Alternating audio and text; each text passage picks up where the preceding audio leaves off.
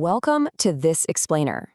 Today, we're diving straight into the absolute roller coaster that is the life and career of Sir Richard Branson. We're going to unpack exactly how a dyslexic high school dropout managed to build a sprawling, multi-billion-dollar global empire. And the fuel for all of that? An extreme, almost insatiable appetite for risk. We are tracking the arc of a guy who didn't just want to build businesses, he wanted to fundamentally disrupt how they operate. But to really get this maverick, we have to rewind to the very beginning. Picture this. It's his last day of school, and Branson's headmaster, Robert Drayson, drops this brutal, now infamous prediction about his future. You will either end up in prison or become a millionaire. It was a totally stark binary, utter failure or wild success. See, Branson's severe dyslexia made traditional academics a real struggle for him, but his headmaster clearly sensed this restless, undeniable energy that just wasn't going to be boxed into a normal classroom. Well, fast forward to 2023, and Forbes estimated his net worth at a staggering $3 billion. So, yeah, I think it's safe to say he definitively answered his headmaster's prophecy. He didn't just hit that millionaire benchmark, he multiplied it thousands of times over. But as we'll see, the path to that massive number was anything but a straight, easy line. So here is our roadmap for today. First, the rebel entrepreneur, then building the Virgin Empire, followed by adventures and the final frontier. After that, global influence and philanthropy, and we'll wrap up with turbulence, failures, and controversies. All right, part 1, the rebel entrepreneur. Even from a super young age, despite those struggles in school, Branson was always hustling. He actually launched a magazine called Student when he was only 16. But the real game changer for him was born out of pure frustration. Back then, there was this thing called retail price maintenance, which basically stopped shops from discounting products. People hated it.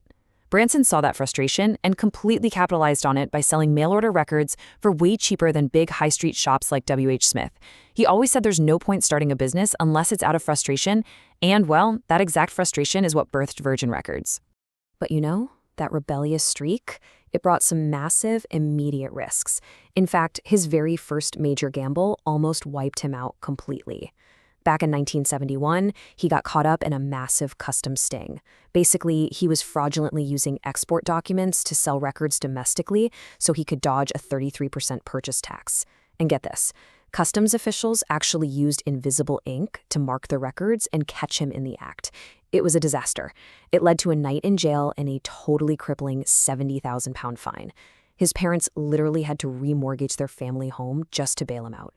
Moving right along to part 2, building the Virgin Empire. So he survived that huge early stumble. But what's truly wild is the sheer speed of what happened next. Going from one single record shop on Oxford Street to a massive, globally recognized conglomerate is a total masterclass in aggressive expansion. In 1972, he officially launches the Virgin Records label. Just 12 years later, in 1984, he's somehow launching an international airline, Virgin Atlantic. By 1997, he's running trains, and by 2004, he's looking at suborbital space travel with Virgin Galactic. It just proves his risk appetite was never going to be limited to just one industry. And a really clear pattern emerges when you look at his moves across music, aviation, and rail. Branson absolutely loved playing David to the industry Goliaths. In music, Virgin Records signed the Sex Pistols, when literally every other label was terrified of the controversy. In aviation, he went straight for the throat of British Airways, which sparked a massive dirty tricks scandal that ended with British Airways paying out huge settlements. In rail, he took a massive gamble during the privatization of British Rail to snag the Intercity West Coast franchise. Disruption was always the goal. Which brings us to Section 3, Adventurers and the Final Frontier. Now, this guy's appetite for risk literally couldn't be contained in a boardroom. It bled straight into his personal life, pushing the absolute limits of physical endurance. He was obsessed with breaking world records. In 1986, after a previous attempt actually ended with his boat capsizing and needing a Royal Navy rescue, he officially broke the record for the fastest Atlantic crossing by ship. The very next year, he becomes the first person to cross the Atlantic in a hot air balloon. And in 2004, he set a record crossing the English Channel in an amphibious car. He constantly, willingly put his own life on the line just for the thrill of the achievement. So it really makes you wonder, after conquering the land, the sea, and the air, what is the ultimate risk for a maverick like Branson? Where on earth do you go when you've run out of Earth? The answer, of course, was space. Suborbital space, to be exact. On July 11, 2021, at the age of 70, he became the very first billionaire founder of a space company to actually travel to the edge of space, aboard his own spacecraft, the VSS Unity. He strapped into an experimental rocket plane and went over 53 miles above the Earth, proving that his appetite for personal risk hadn't diminished one bit, even in his 70s. All right, part 4, global influence and philanthropy. Having all that wealth and immense public recognition brings a ton of power, and Branson poured significant resources into tackling some really complex global issues. He worked directly with Nelson Mandela and Peter Gabriel to form the Elders, which is a group entirely dedicated to global conflict resolution. He's also championed nuclear disarmament with Global Zero, pushed for sustainable business practices with the B Team, and he even launched the Virgin Earth Challenge, putting up a $25 million prize for anyone who could design a commercially viable way to remove greenhouse gases from the atmosphere. And it's not just about writing checks. He's heavily leveraged his massive personal platform for moral advocacy, too. He has been particularly vocal against the death penalty. He's actively protested executions and called for clemency in high-profile cases in both the U.S. and Singapore, arguing forcefully that capital punishment is cruel, barbaric, and simply has no place in the modern world. And finally, Section 5, turbulence, failures, and controversies. Look, you simply cannot take this many massive risks without some truly spectacular failures along the way, and we have to examine this impartially.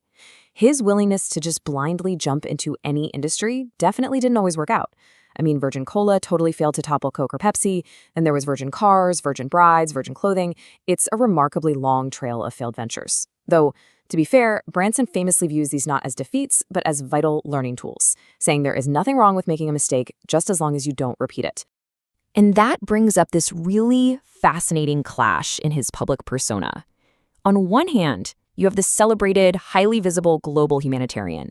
But on the other hand, you have a highly criticized tax exile. In 2013, Branson ended his mainland British residency to live in the British Virgin Islands, which legally saved him millions in taxes. Critics were quick to point all the way back to that 1971 tax evasion conviction, arguing that this move deeply contradicts his philanthropic, man-of-the-people image. His environmental philanthropy has faced a lot of heavy scrutiny, too. Back in 2006, he made this huge, highly publicized pledge to invest $3 billion over a decade to fight global warming. However, critics, like the author Naomi Klein, pointed out a massive gap between that pledge and reality. She reported that well under $300 million had actually been contributed by 2014. And compounding that, during that exact same time period, emissions from his airline businesses actually increased considerably. His reputation has also taken some serious hits from major controversies. In 2017, a backing singer alleged that Branson sexually assaulted her on his private island by motorboating her. His spokesperson responded saying he had no recollection of the event, while offering an apology if anyone was offended. More recently, revealed emails showed him offering PR advice to Jeffrey Epstein on how to downplay his convictions. And during the height of the COVID-19 pandemic, despite his vast personal wealth, he faced severe public backlash for asking his airline staff to take 8 weeks of unpaid leave, though he did eventually put his private island up as collateral for a loan to save the business. So, what is the big takeaway from this explainer? Really, it's about the unbreakable duality of the maverick.